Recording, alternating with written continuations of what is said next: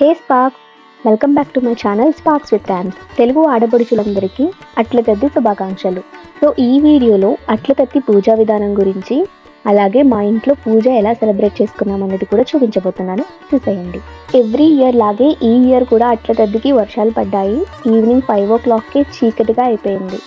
So దీనికి జ్యోతిష్యులు, పండితులు చెప్పే ఒక సంప్రదాయ రీజన్ ఏంటంటే, అట్ల తద్ది రోజున చంద్రుడు కనిపించకపోవడం అనేది వ్రతం ఆచరించే స్త్రీల భక్తి శ్రద్ధలకు పరీక్షగా భావిస్తారు.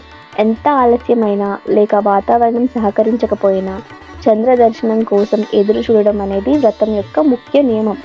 ఆ కష్టం భరించడం మరింత భక్తిని పెంచుతుంది అనేసి నమ్ముతారు. దీని వెనకాల ఒక సైంటిఫిక్ రీజన్ కూడా ఉంది. యూజువల్గా మనకి అట్ల తద్ది అనేది ఆశ్వయుజ మాసంలో సెప్టెంబర్ చివరిలో లేదా అక్టోబర్ మధ్యలో వస్తుంది కదా.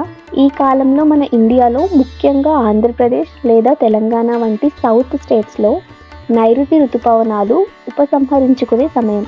వాతావరణంలో ఇంకా అధిక తేమ ఉండడం వల్ల మనకి ఆకాశం అనేది మేఘావృతమై ఉంటుంది. అలాగే వర్షాలు కూడా పడే అవకాశం ఉంటుందన్నమాట. కాబట్టి సంప్రదాయపరంగా దీన్ని భక్తికి పరీక్షగా భావించిన, వాస్తవానికి ఆశ్వయుజ మాసంలో ఉండే వాతావరణ పరిస్థితుల వల్లనే తరచుగా ఆకాశం మేఘావృతమై ఉంటుంది. అట్ల తద్ది వ్రతం గౌరీదేవికి సంబంధించినది. ఈ వ్రతాన్ని చంద్రోదయ ఉమావ్రతం అని కూడా పిలుస్తారు. అంటే చంద్రుని ఆరాధనకు ఇందులో ప్రత్యేక ప్రాధాన్యత ఉంది. అట్ల తద్ది విశిష్టత ఏమిటంటే, అట్లు నైవేద్యంగా పెట్టడం వలన నవగ్రహాల్లో ఒకరైన కుజుడు అనుగ్రహించి వైవాహిక జీవితంలో అడ్డంకులను తొలగిస్తాడని శాస్త్రం చెబుతుంది. ఇప్పుడు అట్ల తద్ది వ్రతం యొక్క కథ చెప్పుకుందాం. ఒకానొక కాలంలో రాజకుమార్తె స్నేహితురాలతో కలిసి అట్ల తద్ది వ్రతం నోచింది. కానీ అన్నయ్య మాట విని చంద్రోదయానికి ముందే భోజనం చేయడంతో ఆమెకు ముసలి భర్త వచ్చాడు. తప్పు తెలుసుకున్న ఆమె చంద్రోదయ ఉమావ్రతాన్ని భక్తితో మళ్ళీ ఆచరించగా ఆమె భర్త యువకుడిగా మారాడు.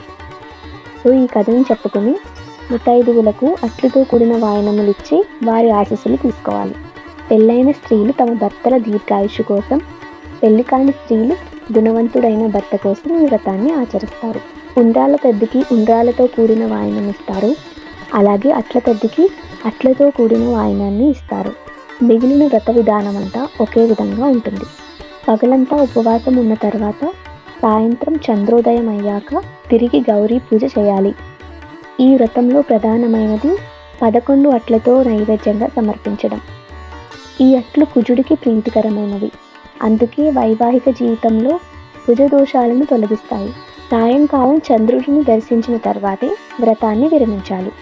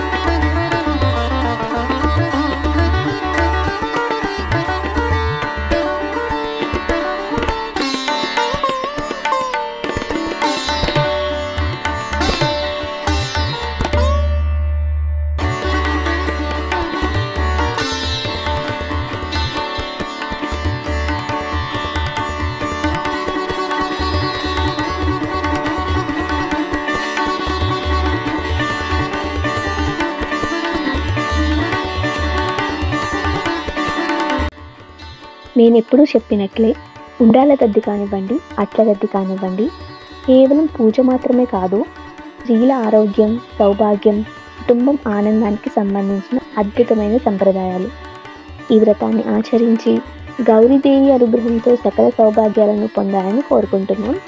ఈ వీడియో మీకు నచ్చినట్లయితే లైక్ చేయండి, షేర్ చేయండి. అలాగే మా ఛానల్ని సబ్స్క్రైబ్ చేసుకోకపోతే సబ్స్క్రైబ్ చేసుకోండి. Thank you so much for watching.